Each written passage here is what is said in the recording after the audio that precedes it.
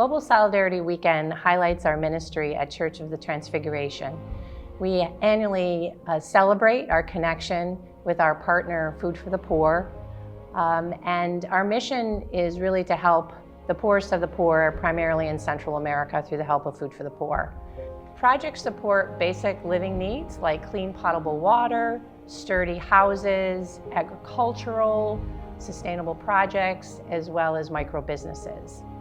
Our Transfiguration family has generously supported the work with their time, talent, and treasure over the last 10 years.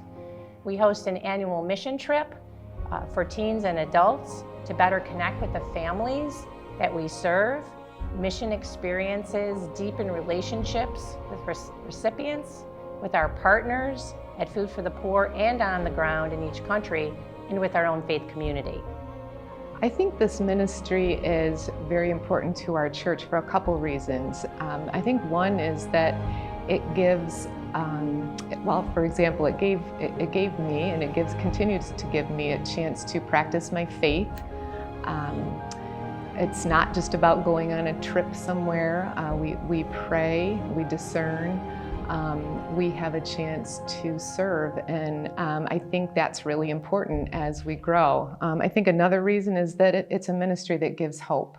But after being there and realizing how people are truly in need, like we hear about it all the time, how people are in need and we need to help people, but I feel like you don't really fully understand that until you go somewhere like Honduras. And after going there, it's just, you always want to be helping people.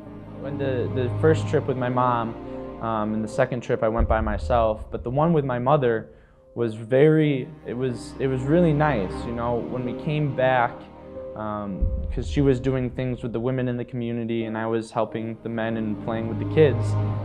When we finally came back, we kind of sat down and talked, you know, the day after we got off the plane, and was like, wow, that was quite, you know, the experience. And it was one of those things that I think that brought us closer, you know, being an only child and a single parent, brought us closer in a way that I never really thought would have happened, so to speak. The experience for Stuart and I was amazing. It was just so eye-opening to be so welcomed by a community of people that we had just met.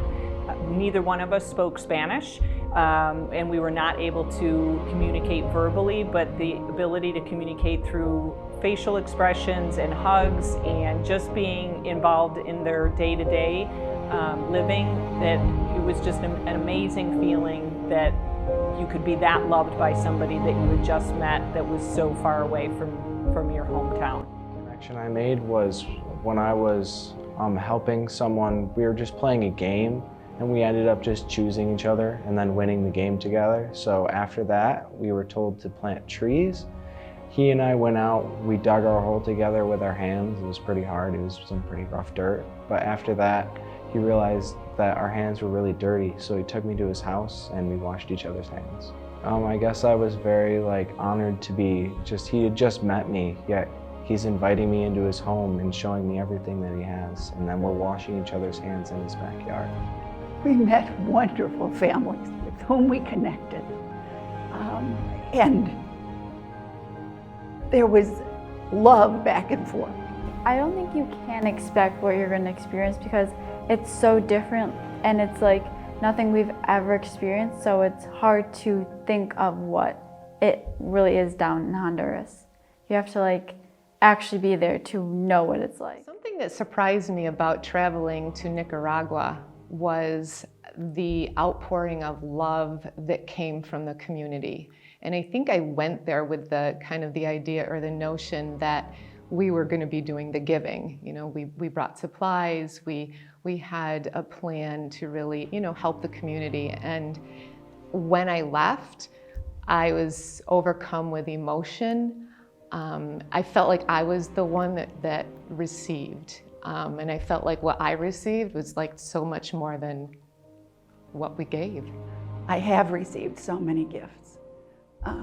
I guess the greatest gift I've received is an increase in compassion for differences among people and for appreciating those differences while still understanding that we are so similar, that we have the same desires, the same loves, the same needs. And from that, I guess I have been impelled to find out more about social ministry and what that means in the church's social teachings and how it impacts my life, not just in Central America, but what I need to do here for people in Rochester, for people in Pittsburgh, and then for people all around the world. It's also taken me to understanding how intertwined climate change is with caring for the poor and becoming involved in advocacy for saving our environment. It's led me so many places, and I have been so blessed by God because of this. Greetings, Church of the Transfiguration family. My name is Kitty Soriano, and I'm with Food for the Poor in the Church Alliances Department. I am the Project Development Coordinator for your ministry, and I am the facilitator for the San Esteban Matitan Housing Project that you're undertaking with us this year. Thank you so much from the bottom of our hearts for your generosity and your sacrifice of giving and being so generous in the season where many have chosen to withhold. You have chosen to give. The Global Solidarity Ministry at Transfiguration has made an impact on people's lives, simply restoring dignity. And we wanted to continue to do so by asking for your prayers and your financial support this weekend and beyond. We are currently in a project with a community in El Salvador for houses, and the details are in the gathering area.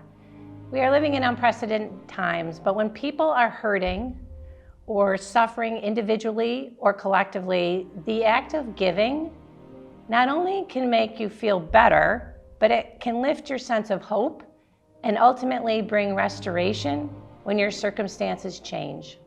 Thank you.